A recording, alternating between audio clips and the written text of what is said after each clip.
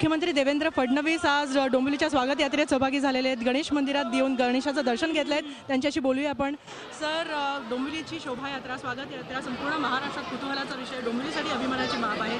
मुख्यमंत्री झाल्यानंतर पहिला मान आपण डोंबिवलीच्या या शोभायात्रेला दिला, त्याबद्दल धन्यवाद। आणि काय सांगाल डोंबिवलीकरांना? खरं म्हणजे डोंबिवलीकरांनी नववर्षाच्या स्वागताची एक नवीन परंपरा सुरू केली।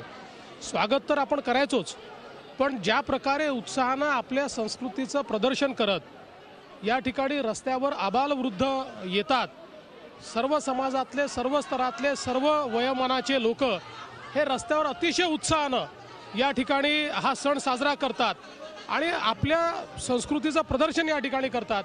मला असं वाटतं ही खूप समाधानाची, आनंदाची गोष्ट आहे आणि म्हणून त्यांचं कौतुक करण्याकरता, त्यांचं अभिनंदन करण्याकरता मी आलो आहे। खूप खूप धन्यवाद। आणि त्याचबरोबर आणखीन विचारायचं ते म्हणजे मुख्यमंत्री झाल्यानंतर भाजप सरकारचा हा पहिला पाडवा आहे डोंबिवलीकरांसाठी आणि महाराष्ट्रासाठी काय शुभेच्छा द्या? मी ईश्वराला एवढीच प्रार्थना करेल की या नवीन वर्षामध्ये महाराष्ट्रातल्या सर्व जनतेच्या आशा, आकांक्षा, अपेक्षा पूर्ण व्हाव्यात, त्यांना सुख, समाधान, समृद्धी, आरोग्य, ऐश्वर्य मिळावं।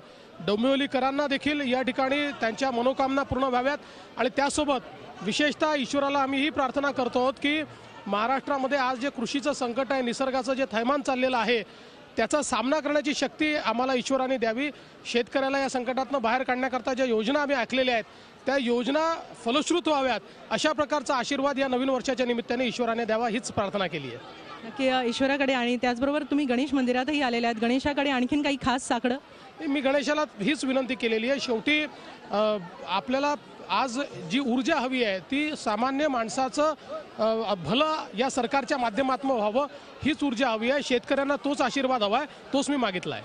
आणि नवीन वर्षाचे काही संकल्प नव्या सरकारचे? नवीन वर्षाचा संकल्प हा एकच आहे की जनतेकरता काम करायचं, लोकाभिमुख सरकार, जनतेकरता सरकार आणि आव्हानांचा सामना करणारं सरकार, अशा प्रकारचं आमचं सरकार असणार आहे। झी 24 तास रहा एक पाऊल पुढे।